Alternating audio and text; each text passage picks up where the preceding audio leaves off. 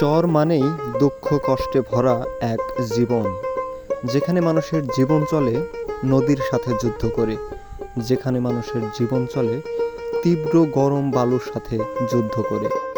প্রিয় বন্ধুরা, আজকে সেই চরের মানুষের জন্যই তৈরি হচ্ছে একটি সুন্দর সেতু।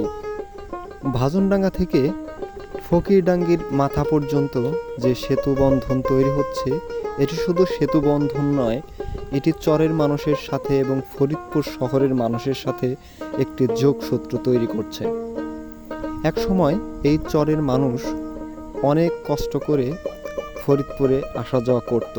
এখনও সেইভাবেই চলছে আসা যাওয়া। তাদের যানবাহনের একমাত্র মাধ্যম হচ্ছে নৌকা। ট্রলারে করে সকালে আসতে হয়, আবার ফিরতে হয় ট্রলারে। সকালে স্কুলে যেতে হয় ট্রলারে এবং ফিরতে হয় ট্রলারে। কোনো অসুস্থ রোগীর জন্য চিকিৎসার দ্বার প্রান্তে পৌঁছাতে হলেও নৌকার প্রয়োজন। এই মানুষগুলোর আসা যাওয়ার মাঝে একমাত্র যানবাহন বা একমাত্র ভরসা বলা চলে এই ট্রলার। ট্রলার ছাড়া এদের জীবন একেবারেই অনবদ্য। চরের সৌন্দর্য খুঁজে পেতে চরের মানুষগুলোর সাথে আমরা যদি একটু সুস্থ এবং সুন্দর ব্যবহার করি, আমরা সুন্দর একটি প্রকৃতি পাব। এই সুন্দর প্রকৃতির মাঝে যে কত সুন্দর মানুষের বসবাস, সেটা তাদের সাথে না মিশলে, না চললে আমরা বুঝতে পারবো না। এই খেটে খাওয়া মানুষগুলোই আজকে আমাদের তুলে দিচ্ছে এক মুঠো ভাত, তৈরি করছে সারা বাংলাদেশের মানুষের জন্য খাবার।